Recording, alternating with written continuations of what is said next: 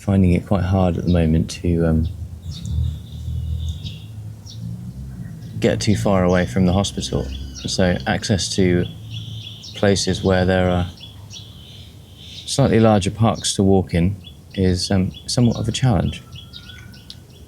So nevertheless, we'll make the most of what we have. So I've returned again to the Buddhist temple.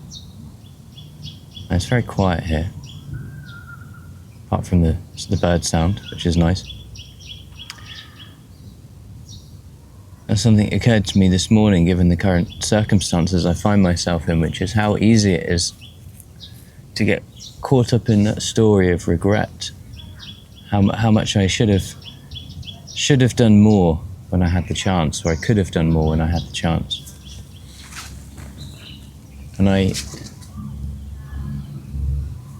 have lived a life which has been full of regret in many ways. Things I haven't said or done that I could or should have done. And often that's just moments of listening to the intuition inside, that voice inside that says, do this. And I've done the opposite and then paid the price for it.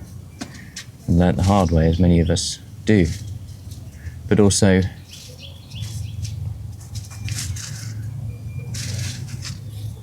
not being mindful that service, being of service, which is the path I'm called to, being of service involves putting yourself to one side for long enough to be able to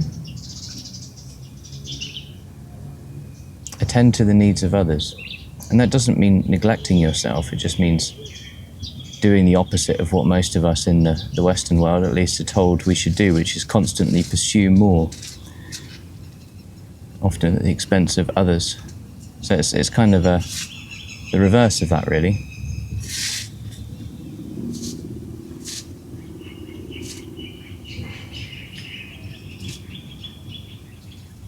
And I could easily be hard on myself in the situation I'm in now, because there's many things I could have done over the years that my dad's been here, and the positions I've been in the past, I probably could have flown out here to see him. But the thing is,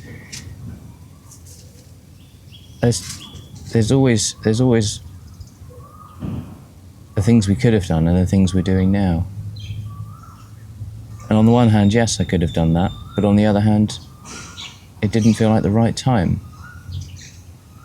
And my brother and I were talking yesterday, and in many ways, being here at this point, when things are the way they are, is the right time for us to be together, for us to be able to support him with his current conditions. Because we're at a place in ourselves, in our own journey through life, our own personal evolution, however you'd like to explain it, where we can be present, where we can show up and we can be of service and not feel hard done by because we're having to place our own needs to one side. And to not have any resentment or criticism for the way things have played out or the way things have been in the past. And I don't know how it would feel to be in this position if I felt like that, but I'd imagine it would be considerably harder. And so even though the circumstances I'm finding are very difficult, it's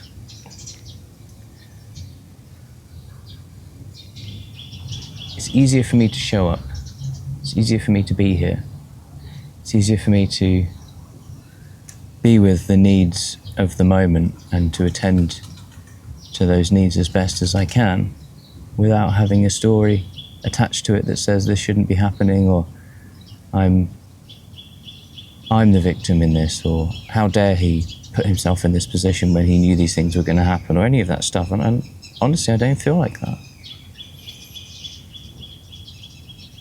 And when someone is in the later stages of their life, however close they are to that happening or not, and that stuff becomes less important. I'm sure many of you watching this have been through that process of seeing loved ones go through the process of aging and changes in health. It's going to come for us all at some point. And so in many ways, I'm really grateful to be here. I'm grateful that people around me have supported me as they have to help me get to this position and continue to support me. I'm grateful for my partner who's supporting me from afar. I'm grateful for the opportunity to share these reflections, and hopefully they provide some value to you as viewers. But also it's a way of me documenting the process of my own personal transformation, and I think that's really important because often we only see the finished article. We don't necessarily see things as they are becoming, and that process is often a messy one, and we don't want to go through the process a lot of the time. We just want to come out the other side transformed. We want to achieve it as quickly as possible, and often that's not the case. We have to go through the journey, because when we come out the other side, we appreciate the value of the journey. And often in the moment, that's hard to see. But without the resistance, it's easier to accept as it unfolds in its own way. And there's great value in that. In the moments when there is a break or a gap between the hardships and the struggles, there are these moments of peace and grace, you could use that word as well, where everything just feels right, even in the midst of strange circumstances. And I recorded a video yesterday, and I'm debating whether or not to upload it, but I was just sitting waiting for my laundry to wash in a laundry place, and the rain was coming down, and there were lots of noisy motorbikes going past, but it just felt very peaceful. And I thought, well, if this is my life right now, then it's not so bad really, is it? And when we harbour those regrets for the past, we don't allow ourselves to move forwards. We don't allow ourselves to see things as they are. We're looking at things as they're not, saying, oh, I wish I still had that partner or that job or that car, or these are things I've been through, by the way, that body or that house or those friends. But if we hadn't had those things and then let them go, we wouldn't be what we are now. And so it's a part of the bigger process of becoming. It's part of the natural unfolding that we have to allow to happen. Otherwise we're going to just get stuck in the past, and so many people are stuck in the past. And we hear it everywhere. Oh, things were better at this point in time, or in this place, or with this person. And maybe things were good then, but how can they be better now if you don't allow that experience to find its place in the grand scheme of your life? I mean, if you're going to be here for 80 or 90 plus years, then that one experience is just one of a number of experiences, an infinite number of potential experiences you could have. And so to hang on to that one means that you're not allowing yourself to see all of the other opportunities which present themselves constantly, and they do. So if you're carrying the weight of the past, if you're carrying the weight of regrets or potential mistakes that you feel like you've made at some point, then sometimes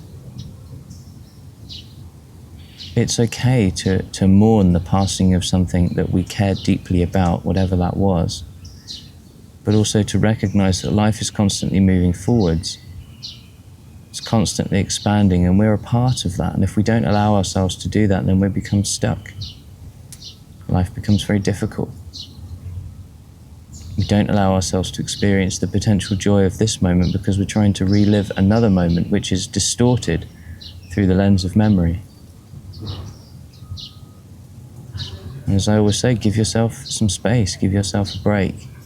I know that's easier said than done in many ways, but what I mean by that is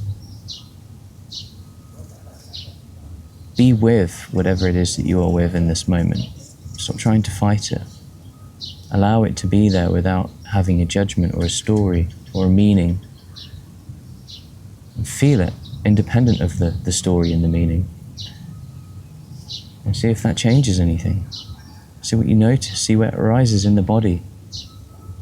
And notice how much of the time it maybe pulls you back, or you allow yourself to get pulled back to that place.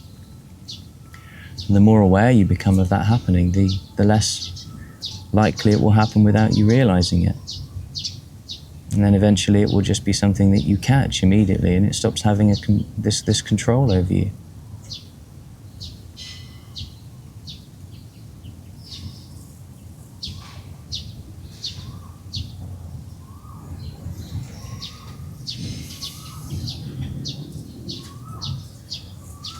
A lot of spiritual traditions talk about acceptance. They also talk about surrender, but for the purposes of this video, I want to talk about acceptance. And acceptance is acknowledging that it has happened, it is past, it's no longer happening, and it will not come back in that form, as painful as that may feel. And that's the reality of it. Everything else is subjective.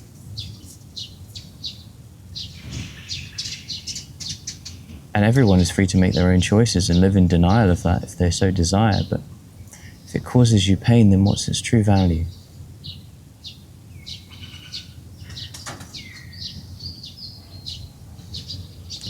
So I'll finish this video with a bit of space. Just allow you to take in the natural environment of this temple that I've come back to.